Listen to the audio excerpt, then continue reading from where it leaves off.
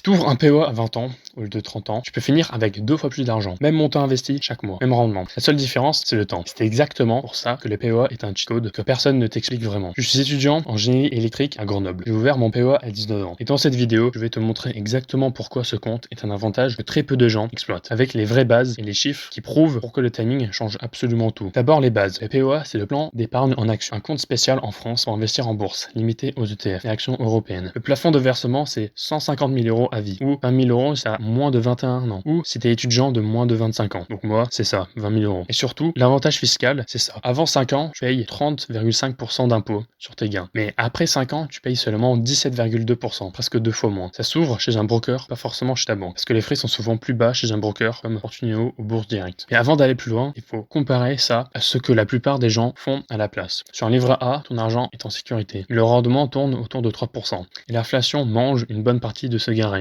Sur un compte courant classique, ton argent ne fait littéralement rien. Il perd de la valeur chaque année à cause de l'inflation. Le PEA, lui, te permet d'accéder au rendement moyen du marché action sur le long terme, qui tourne historiquement autour de 7 à 8% par an. Les différences entre laisser ton argent dormir et investir dans un PEA, c'est la différence entre stagner et vraiment construire quelque chose. Maintenant qu'on a vu les bases, voici la vraie raison pour laquelle le PEA est un cheat code. Et c'est pas juste l'avantage fiscal, c'est ce que ça fait quand tu le combines avec le temps. Prenons un exemple simple. Quelqu'un investit 100 € par mois, un rendement de 7% annuel, jusqu'à 60 ans. S'il commence à 20 ans, il investit pendant 40 ans. Et le résultat à 60 ans, c'est environ 264 000 €. S'il commence à 30 ans, il investit pendant 30 ans aussi. Et le résultat, c'est 122 000 €. S'il commence à 40 ans, il investit pendant 20 ans. Le résultat, c'est 52 000 €. Et s'il commence à 50 ans, il investit pendant seulement 10 ans. Le résultat, c'est 17 000 €. Regarde bien cette progression. Entre 50 et 40 ans, le résultat triple. Entre 40 et 30 ans, le résultat plus que double encore. Et entre 30 et 20 ans, le résultat double une nouvelle fois. Ce n'est pas une progression linéaire, c'est une accélération. Chaque décennie que tu gagnes ne s'additionne pas, elle se multiplie. Et ça, c'est exactement l'effet des intérêts composés. Plus l'argent reste investi longtemps, plus il génère des gains sur ses propres gains. Et encore,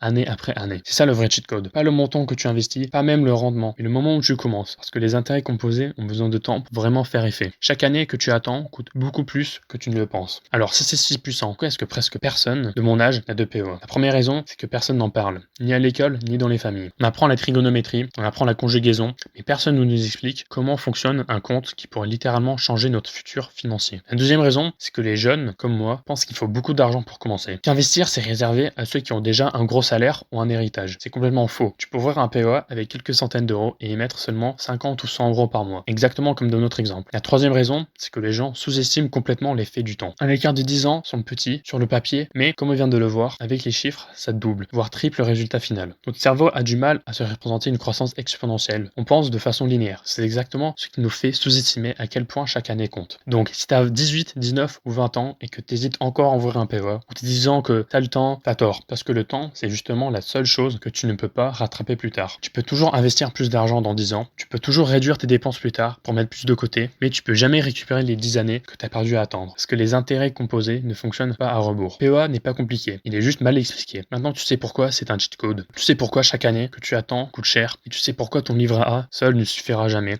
à construire une vraie liberté financière. Abonne-toi si cette vidéo t'a aidé à comprendre pourquoi le temps est ton meilleur allié.